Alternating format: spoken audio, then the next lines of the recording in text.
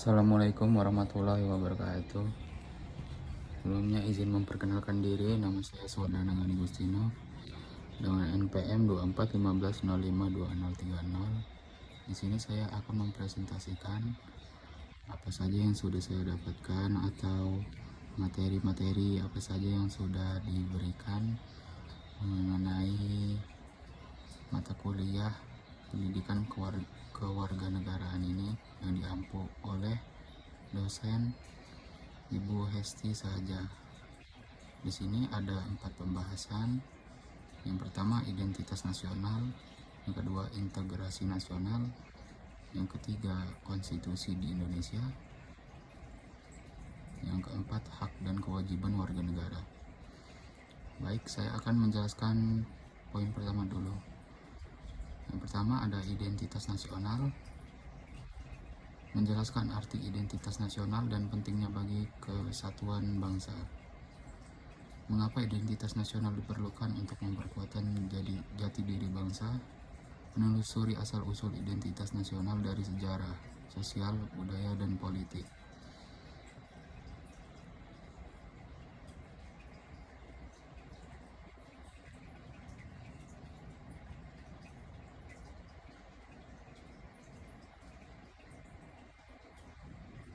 Baik,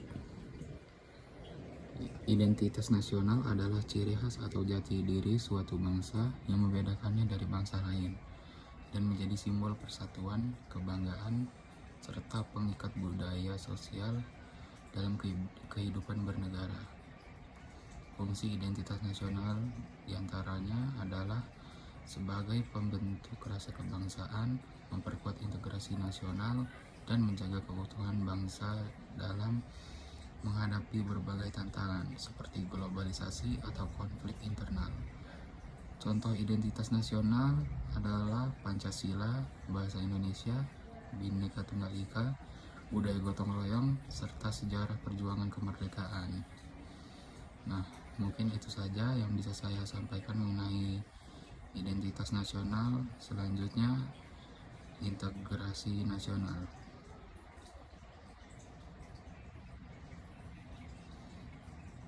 Integrasi nasional adalah proses menyatukan berbagai kelompok sosial, budaya, etnis, agama, dan daerah dalam suatu negara agar tercipta kesatuan dan persatuan bangsa. Integrasi nasional bertujuan menciptakan stabilitas politik dan sosial, serta menghindari konflik antar kelompok dalam masyarakat. Kata integrasi yang berarti penyatuan atau penggabungan, sedangkan nasional berarti berskala bangsa. Faktor pendorong integrasi nasional adanya rasa senasib dan sepenanggungan, keinginan untuk bersatu dan membentuk negara yang kuat.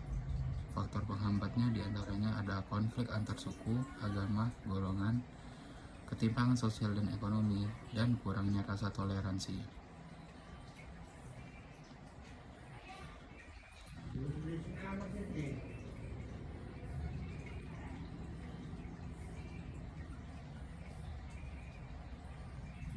Baik, selanjutnya ada konstitusi di Indonesia.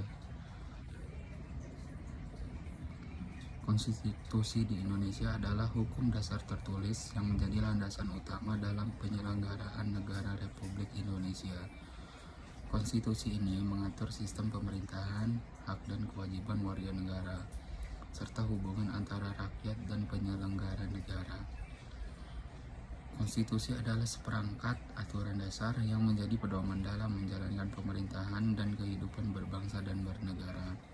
Di Indonesia, konstitusi utamanya adalah Undang-Undang Dasar Negara Republik Indonesia tahun 1945 atau UUD 1945. Fungsi konstitusi diantaranya menjadi dasar hukum tertinggi dalam negara, mengatur pembagian kekuasaan antar lembaga negara, menjamin hak asasi dan kewajiban warga negara, mengatur mekanisme pemerintahan, pemilu, serta sistem hukum.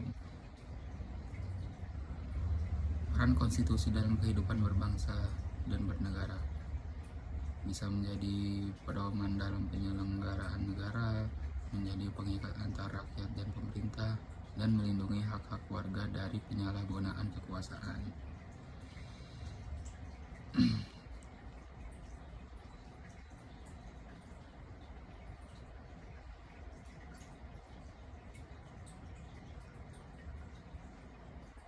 Selanjutnya, saya akan menjelaskan tentang hak dan kewajiban setiap warga negara.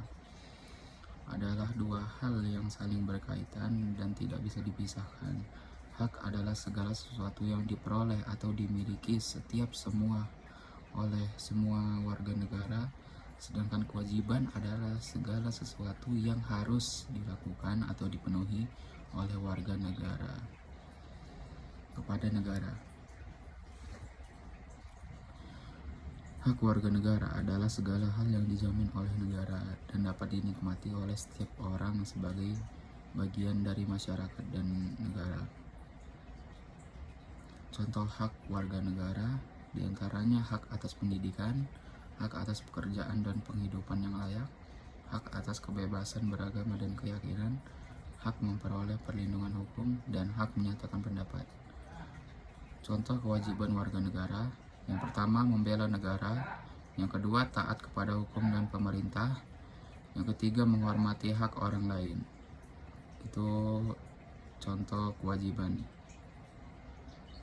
Selanjutnya, hubungan antara hak dan kewajiban. Hak dan kewajiban harus berjalan seimbang. Kita punya hak untuk mendapatkan pendidikan, tetapi kita juga punya kewajiban untuk belajar dengan sungguh-sungguh. Jika warga negara hanya menuntut hak tanpa menjalankan kewajiban, maka keseimbangan dalam kehidupan berbangsa akan terganggu. Mungkin itu saja yang dapat saya sampaikan, kurang lebihnya saya mohon maaf. Saya akhiri, wassalamualaikum warahmatullahi wabarakatuh.